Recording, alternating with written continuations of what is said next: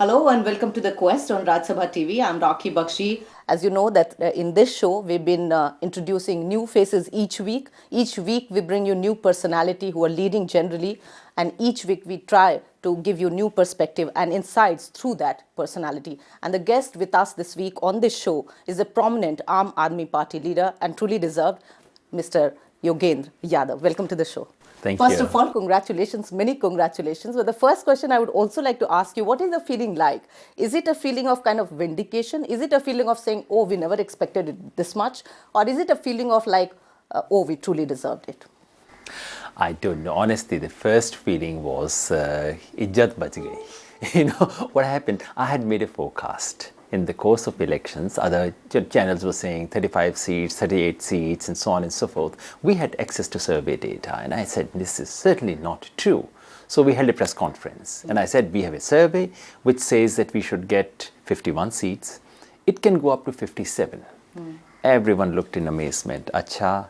You know, they said, sir, earlier you were a psephologist, you used to say very interesting things, sir, but now you are in politics. Which is to say, now you speak lies, we know it. You're doing party propaganda, forget it. And over the next 1 week, I kept saying 50 plus, 2/3, comfortable majority, landslide.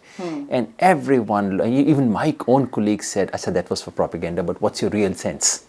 I said, I've said what I truly believe in. But I have really liked to look at it, and I would really say, and this is of course my personal observation also, that somebody who was a good psephologist really came to the fore. I mean, do you think it really worked that way this time? We had data. Unlike others, I was not sort of constrained not to say what I had with me, and I spoke it out. So honestly, the first feeling when the results were coming out, all right. At least I was not I would not be accused of being a liar, of being a cheat, which is what people associate with politics. Second thing was, we got it. Third feeling, when it started crossing 60, was, oh my God, this is scary. This is more than what we asked for, more than what anyone deserves. Yeah. And this sort of sheer weight of expectations, nothing can be heavier than this. Nothing can be more burdensome So than by this hopes. time that we are speaking, I think a lot of observations have been already made. There are all kinds of comments, congratulatory and observations coming in. But what really is the key to this victory? I mean, how would you really like to kind of sum it up briefly? I mean, I think there's a whole chapter which can be, of course, are being written, but... I guess for me, this is triumph of hope. Aam Aadmi Party was a phenomena. It was not a party-like party. It's a phenomena where ordinary people of this country who were used to looking at these netas as my baps. What can I do? I have no interest. These politicians like this. What can anyone do about it? For the first time, 2 or 3 years ago, they thought that they were citizens, that they mattered. They could make a difference. There was a hope. Then came Lok Sabha election, and it seemed the hope was over. You know, the party came and went. At least so far as the media was concerned, we were written off. For me, what matters more than the election, more than the result, more than the fact that we would form the government, is this single fact of a hope being rekindled, that in politics, things can change. Politics as a site where you associate some hope with it. Earlier, you wouldn't speak a sentence in which politics and hope, the two words would come together. That coming back of that is what matters most. That leads to my next question. Looking at the whole paradigm of this new politics, would you see a pattern changing in that sense? I mean, as somebody who's observed politics, who's been a very good psephologist, who's now, of course, in active politics, how would you look at this whole phenomena, the current timing that we are in? You know, the day our party was formed, I was asked to speak. And I said, look, Kanshi Ram ji said, पहला चुनाव हारने के लिए, दूसरा हराने के लिए, तीसरा जीतने के लिए. So foolishly, I said, don't look at anything less than 15 years for your politics. And I said, but what can we do in the 15 years? We can change the agenda of politics. We can change rules of the game. We can bring in fresh energy. I was wrong in the first respect because it did not take 15 years. We did the first two in the very first election. And within 2 years, we actually have properly, fully squarely won an election. But for me, the second continues to be important, which is to say, whether you win or lose, parties come, governments go. But what matters more is, are you able to change rules of the game? Are you able to change the agenda of politics? And I think Aam Aadmi Party can take credit for a few things. One, we made it important for every political party in this country to appear to be honest, to wish to talk about corruption as an issue, to bring in people who appear to be not tainted. That's a very important change. But Mr. Modi was trying to do that on a larger scale, maybe, when he talked that he'll do away with the corruption when UPA was already there and he was trying to attack that party. Absolutely. So you see, the long-term changes in politics are not about personalities. We can come and go, our party can win, can lose. The important thing is, do you manage to change the terms of debate? So if everyone is saying, I'm more honest than you, honesty matters, my Lokpal is better than your Lokpal, we've already won. That's one. Second, changing the rules of the game. 2 years ago in this country, the rule of the game was, I do not talk about your son-in-law, you do not talk about my son-in-law. Everyone knew the details about everything that was happening in Delhi city. No one talked about it. We made it possible for media to speak about these things. Conflict of interest, this word didn't exist in people's vocabulary. We made it possible for people to talk about it. At the same time, you were accused of taking big names and attacking and targeting them. I mean, that angle also we were accused of naming the Ambanis, we were accused of naming everyone, some other big houses. And 4 days ago, all those names have come out in the paper. So yes, we've been vindicated. Even if we were not, even if the same charges are used against us tomorrow, the fact is that Indians have learned to talk about conflict of interest, that people who sit in positions of power cannot possibly draw private benefits from their public decisions. This is a very big change in our country's political culture. And three, Aam Aadmi Party has brought enormous fresh energy into politics. True. Volunteers, young, idealist people, in given fact, up their jobs. Party of, let's say, you are a psychologist, journalists, academia, all sorts of professionals. All kinds of people have come in politics who would have never imagined that they would do politics. Now, even if we fail to retain them, imagine a future where we are unable to retain them. But we've introduced some fresh water in this Ganda Nala, and that is there to stay. Would you say that education also played some kind of a role? I mean, largely, I would say, not really, but largely people are kind of educated. I mean, would you really look at it like that or not? Formal education has a limited effect here. What we forget is that strictly looking at in terms of formal education, most of our MPs and MLAs actually have recent degrees in their pocket. I don't call it education, but they carry degrees, all right. I think what happened with Aam Aadmi Party is that people came in with fresh ideas. Sometimes education can give you ideas, sometimes education doesn't give you ideas at all, especially degrees don't give you ideas at all. True. In the case of Aam Aadmi Party, people came in with fresh ideas, sometimes with a completely out-of-box solutions, with tactics which politics had never seen. No one in Delhi thought auto rickshaws can become a principal carrier of political messages. So a lot of fresh things enter politics and Aam Aadmi Party becomes a vehicle. And you are the person that carried more of those ideas and strategies, and we are going to talk about that after a very short break that we are taking right now on The Quest that you're watching on Rajya Sabha TV, and we continue to talk to Mr. Yogendra Yadav after this very short break. Don't go. So welcome back to the show. You are watching The Quest on Rajya Sabha TV, and we are talking right now to Mr. Yogendra Yadav. So how do you go ahead? I mean, right now, I remember that when Mr. Arvind Kejriwal was giving his victory speech, he talked about the challenges that lie ahead. In fact, in Hindi, he said, "Dar lag raha hai thoda." So what is this dar? I mean, there are all kinds of expectations. Is that kind of a burden, a challenge? How do you look at it? Well, that's a challenge that we've invited. We can't possibly complain about it, but yes, it's scary. It is burdensome. There are two kinds of expectations people have. One is to do with governance. We have given a clear charter. We have given a 70-point agenda. And in every single thing, we haven't left much room for ourselves because we want it to be concrete. After the Lok Sabha election, people had a question in their mind. They were saying, okay, these boys are honest. They're courageous, but do they know how to govern? That's a question they had. Yeah. We wanted to respond to it. We had a very systematic agenda, and now people want that to be delivered.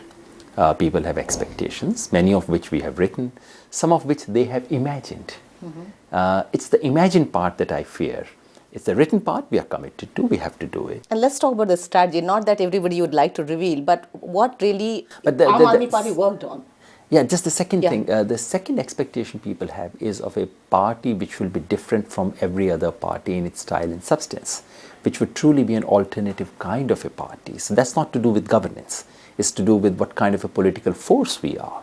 These are dual challenges, and these are very big expectations. And being able to do both at the same time is something which is scary.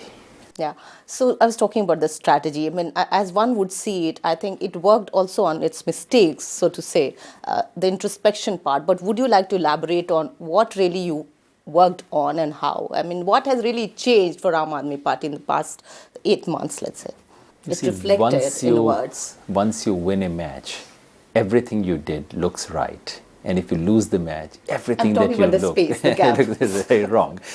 So it's not that we got everything right, actually, but I think we focused on the basics.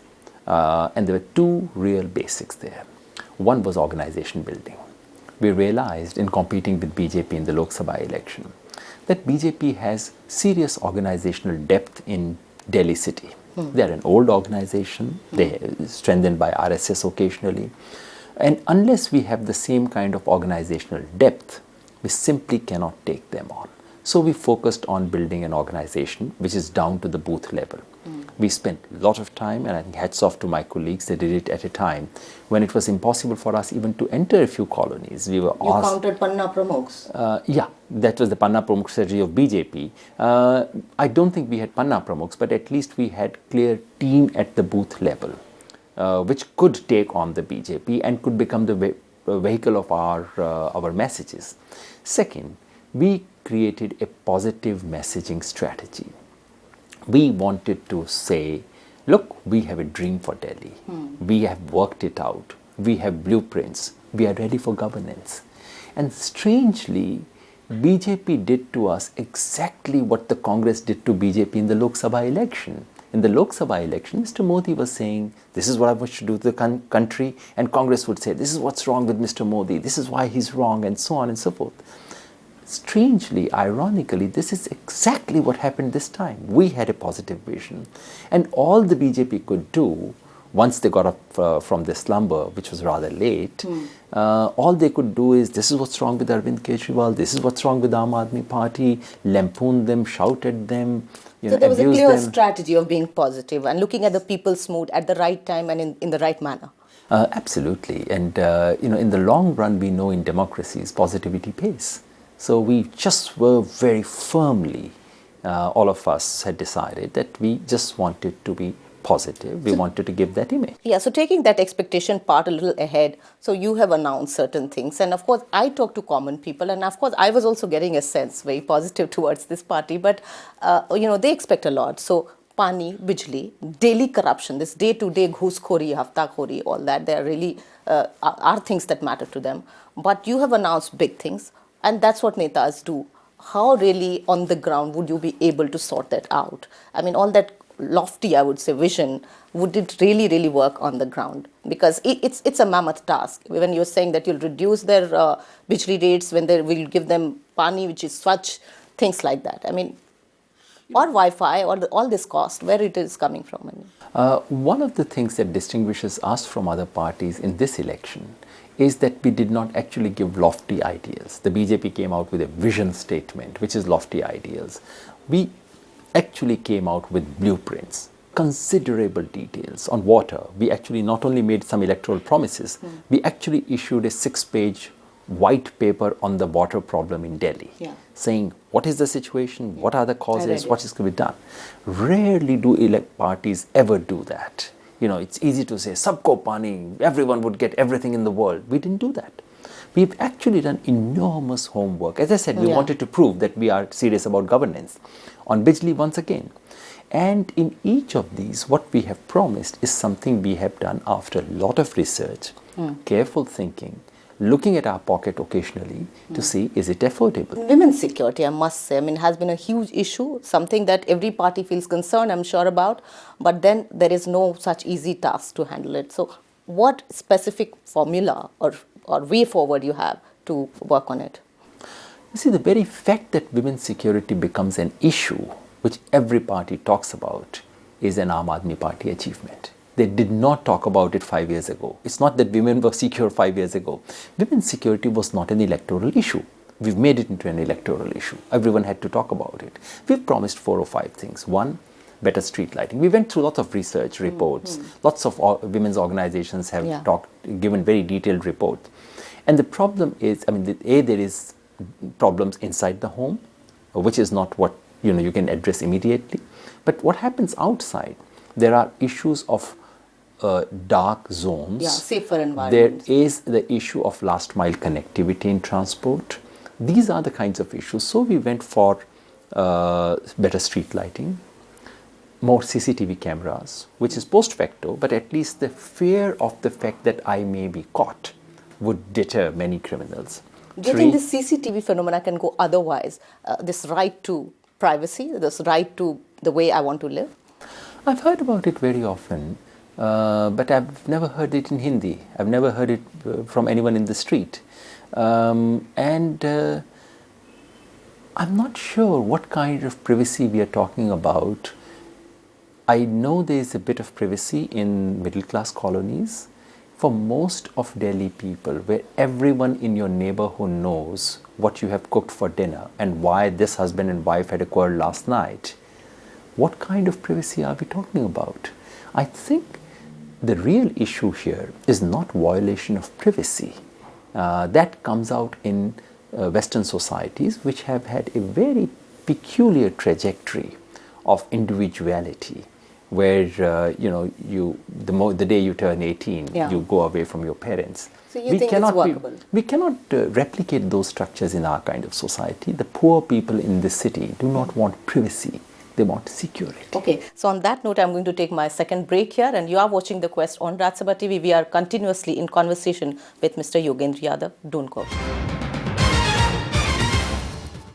Welcome back to the show. Once again, we are talking to Mr. Yogendra Yadav. So again, looking at, people would ask, the center is there. Mr. Modi has been kind of gracefully congratulated Mr. Arvind Kejriwal. And there is a center and a state. We are in a federal structure. How do you think it's really going to work? Do you think it's going to be smooth in terms of working for Delhi and better Delhi that you're promising? You've already given the answer. There is a federal structure, there is a constitution which is above the chief minister, which is above the prime minister. There are different domains they are supposed to operate in, and the constitutional convention and structure is that you respect each other. Mr. Modi was chief minister for 10 years when the centre was being ruled by Congress party.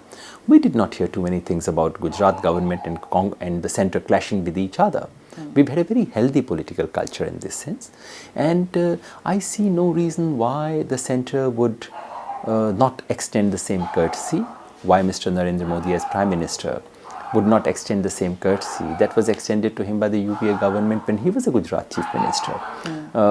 I see no reason to assume that the central government would behave like a BJP government, like a partisan government. And I would also wish to recall that all the 7 members of parliament from Delhi city belong to the BJP. All 7 of them had made promises to the electorate of Delhi, and I hope and believe that they want to be re-elected and that they would wish to be true to their own promises. And one of those promises was full statehood for Delhi. Yeah, so that's the question, that will become the bigger question. Full statehood for Delhi, how do you think this task would be? Let us remember that full statehood for Delhi is a demand which was first raised by the BJP. Not once, for 20 years, every single manifesto of BJP began by saying full statehood for Delhi. And why is it important?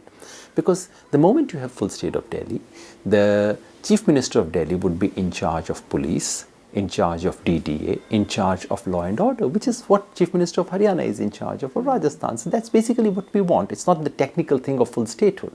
You want a elected government to be taking responsibility of things that people come to them in complain about. This policing becomes a kind of sensitive issue, and we've seen it in the past. How would you It like? is not, should not be the case. You see, there is an NDMC area which has all the Lieutenants Delhi and the VIPs of the country, and elected representatives live there, and there is Delhi Cantonment. Both these should be kept out. It's only fair that both these should be federally administered. It should be administered by the central government. But I absolutely fail to understand why a theft in Simapuri or a dacoity in Bhavana or parking problem there in R.K. Puram, why should these be under the federal government because of national security? I mean, it's a bit of a joke. All of us know it. New Delhi is much bigger than New Delhi, and the people of Delhi want their ordinary law and order things to be addressed by their elected representatives. Correct. Looking at your road ahead, Punjab, and you've done well in terms of parliament elections. Your 4 MPs are from there. And of course, Haryana, where I think your hopes also lie in, Bihar also. So how are you looking at the road ahead for Aam Aadmi Party nationally again?